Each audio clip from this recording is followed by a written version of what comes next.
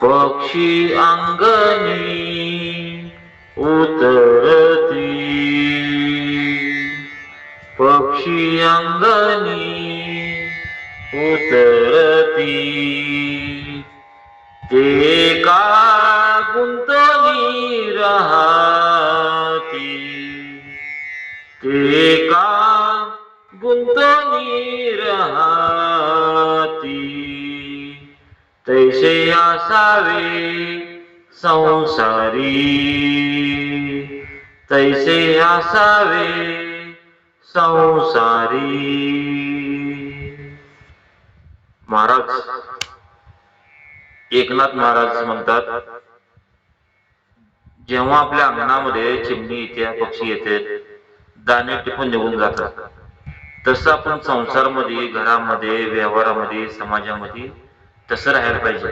कामापुरतं करायचं, माघारी यायचं. आपण काय करतो, तिथं जाऊन बसतात की माझं घर आहे, माझं शेत आहे, माझं गाव आहे. तसं नाही, पक्षीसारखं जायचं, दाणे टिपाचे निघून घ्यायचं. म्हणून महाराज म्हणतात, पक्षी अंगणी उतरती, ते का गुंतली राहती, तैसे असावे संसारी.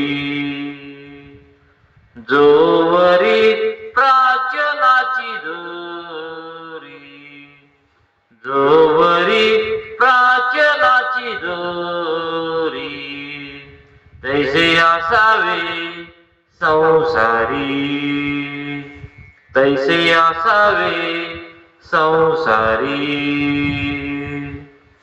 वस्ती कर वस्ती आला, वस्ती कर वस्ती आला, वस्ती आला,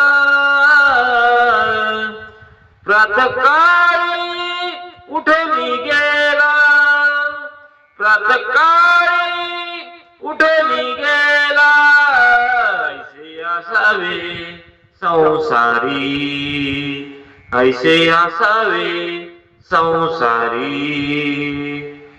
बघा किती सुंदर सांगितलंय.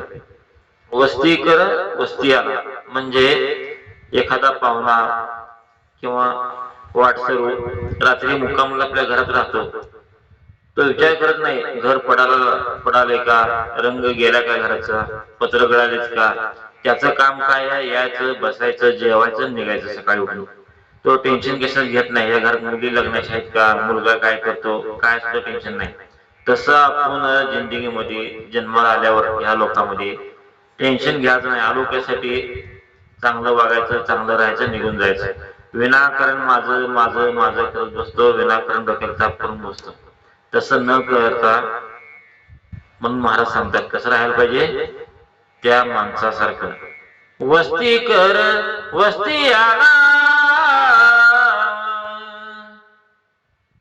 तसं राहायचं.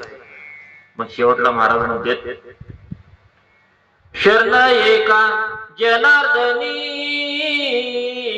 शरण एका जनार्दनी, ऐसे असता बोय कवना, ऐसे असता बोय कवना, ऐसे असावे संसारी.